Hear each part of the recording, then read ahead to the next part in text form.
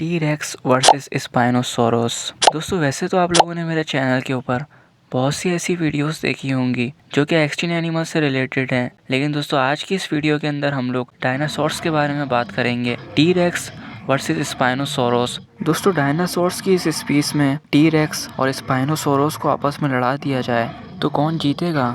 वैसे दोस्तों ये दोनों मॉन्स्टर एक ही टाइम पीरियड के अंदर एग्जिस्ट किया करते थे और इस टाइम पीरियड के अंदर ह्यूमन इस दुनिया के अंदर नहीं थे और ये आज से कई मिलियन साल पहले इस दुनिया में रहा करते थे और दोनों मॉन्स्टर एक ही टाइम पीरियड के अंदर एग्जिस्ट करते थे। तो हो सकता है कि इन दोनों मॉन्स्टर की आपस में फाइट भी हुई हो। वैसे तो ये दोनों मॉन्स्टर आज से करोड़ों साल पहले इस दुनिया के अंदर रहा करते थे। चलें दोस्तों जानते हैं कि इन दोनों मॉन्स्टर के अंदर कौन सा मॉन्स्टर सबसे ज़्यादा पावरफुल था। टी रेक्स यानी सब डायनासोर्स का राजा। टी रेक्स की हाइट 15 फीट ऊंची हुआ करती थी और इसकी चौड़ाई 45 फीट थी और इसका वज़न लगभग 8.5 टन के करीब हुआ करता था। उस वक्त के छोटे छोटे जानवर और यहाँ तक के बड़े बड़े जानवर इस शिकारी की आंख से नहीं बच सकते थे।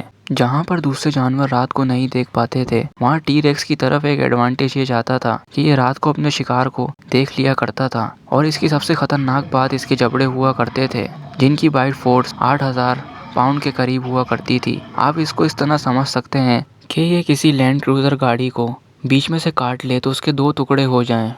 अब बात करते हैं स्पाइनोसॉरस के बारे में। स्पाइनोसॉरस की हाइट 22 फीट लंबी हुआ करती थी और इसकी चौड़ाई 60 फीट के करीब हुआ करती थी और इसका वज़न तकरीबन 9 टन के करीब हुआ करता था। वैसे तो ये टी रेक्स से बड़ा था लेकिन इसकी बाइट फोर्स टी रेक्स के मुकाबले में आधी थी। लेकिन इस मॉन्स्टर की तरफ एक एडवांटेज ये जाता था कि ज़मीन के साथ साथ समंदर में भी रह सकता था।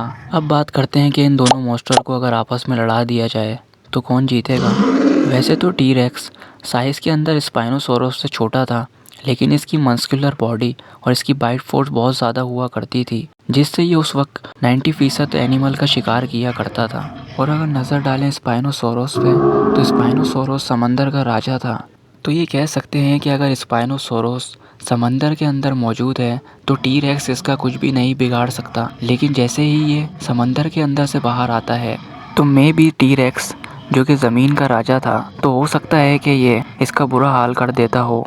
लेकिन दोस्तों जैसा कि मैंने आपको बताया कि इस टाइम पीरियड के अंदर ह्यूमन नहीं थे, तो ये मेरा सिर्फ एक अंदाज़ा था। तो दोस्तों आप क्या सोचते हैं या आपकी राय क्या है? कमेंट बॉक्स के अंदर लाजमी बताएं कि कौन सा जानवर कितना ज़्यादा पावरफुल था, टी रेक्स या फिर स्पाइनोसॉरस। तो दोस्तों आज के लिए बस इतना ही।